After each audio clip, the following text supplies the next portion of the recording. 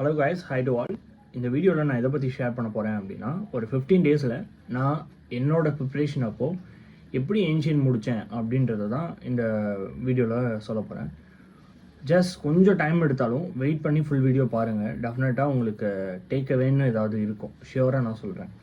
And மொதல் விஷயம், ancient ஏன் இம்பார்ட்டன்ட் அப்படின்றது. அண்ட் ஃபார் மெயின்ஸ் ஒரு கொஷின் இல்லைனா 2 கொஷின் எதிர்பார்க்கலாம். இன் ஹரப்பன் சிவிலைசேஷன் ஆகும் அந்த மாதிரி. இல்லை அப்படின்னா ப்ரிலிம்ஸ் எடுத்துக்கிட்டிங்கன்னா குறைஞ்சது ஒரு 3 to 4 கொஷின்ஸ் வர்றதுக்கான பாசிபிலிட்டிஸ் இருக்குது. எவ்ரி இயர் அட்லீஸ்ட் ஒரு 2 கொஷின் to ஒரு 3 கொஷின்ஸ் அது வந்துடுது.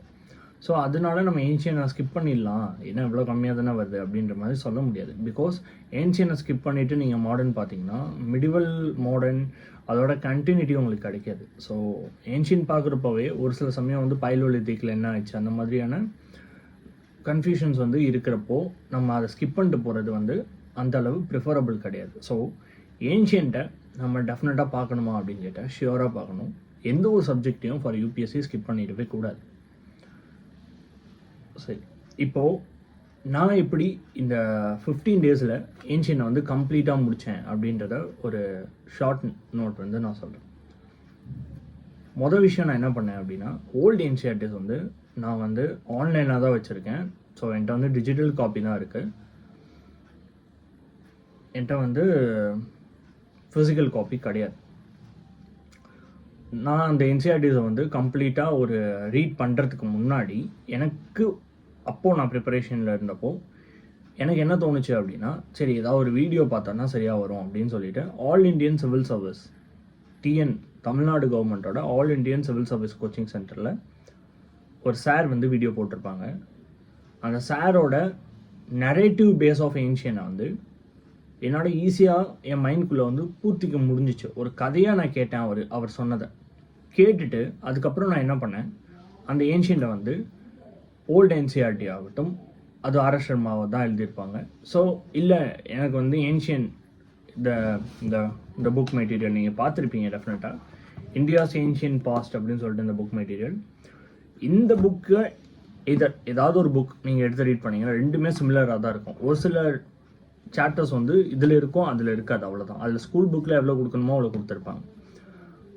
நீங்கள் வாசிக்கிறப்போவே இன்கேஸ் நீங்கள் பிஒய்க்யூவை வந்து நல்லா அது அடுத்த பாயிண்ட் நான் அடுத்து சொல்கிறேன் அது. ஓகே, ஸோ இந்த புக்கை வந்து நீங்கள் அவர் நடத்துகிறத வச்சு அவர் ஒரு இதுக்கும் ஹேண்ட் அவுட்ஸ் கொடுக்குறாரு. அந்த ஹேண்ட் அவுட்ஸை நீங்கள் வச்சு ரீட் பண்ணுறப்போ உங்களால் ஈஸியாக வித்தின் ஒரு 5 to 6 days நீங்கள் ஒரு ஃபுல் டைம் ஆஸ்பிரண்ட்டாக இருந்தீங்கன்னா, இல்லை நான் வந்து பார்ட் டைம், நான் வந்து ஈவினிங் டைமில் தான் வந்து படிக்கிறேன் அப்படின்ற மாதிரியான ஆஸ்பிரண்ட்டாக இருந்தீங்க அப்படின்னா டெஃபினட்டாக ஒரு 10 to 15 டேஸ்க்குள்ளே ஏன்ஷியனை முடிச்சிடலாம். கம்ப்ளீட்டாக ஏன்ஷியனை முடிச்சிடலாம்.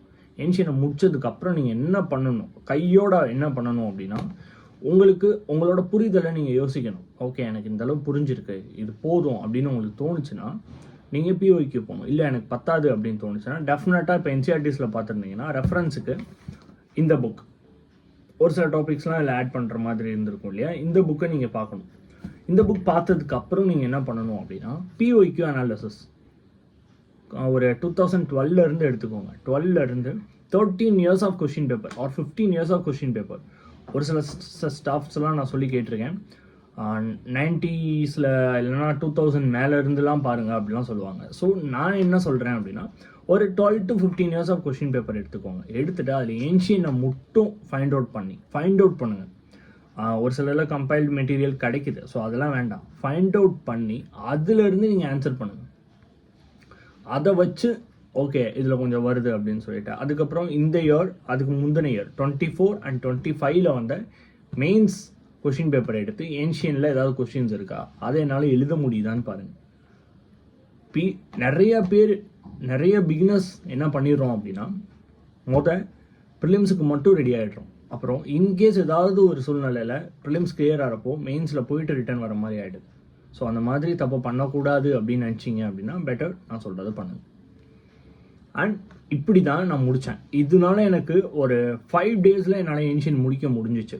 இன்கேஸ் நீங்கள் வந்து ஒரு 8 page டெய்லி நீங்கள் ரீட் பண்ணுறீங்க அப்படின்னா உங்களால் டெய்லியில் 1 hourக்கு வந்து 8 page நீங்கள் ரீட் பண்ணுறீங்க அப்படின்னா உங்களால் 80 pages per day 10 hours நீங்கள் படிக்கிறீங்க ஃபுல் டைம் ஆஸ்பிரண்ட்டாக இருந்தால் உங்களால் முடிக்க முடியும்.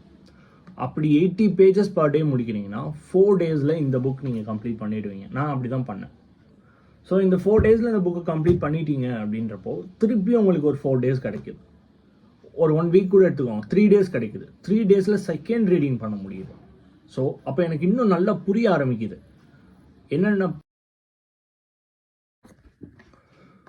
இந்த புரிதல் அப்புறம் உங்களுக்கு ஓகே ஏன்ஷியன் போதும் அப்படின்னு தெரிஞ்சிச்சு அப்படின்னா போதும். அதுக்கப்புறம் அந்த பிஓக்யூ அட்டன் பண்ணதுக்கப்புறம் என்ன பண்ணணும்னா சேம் பிஓக்யூ ஃபார் மெயின்ஸ் அதையும் எடுத்து எழுதுங்க.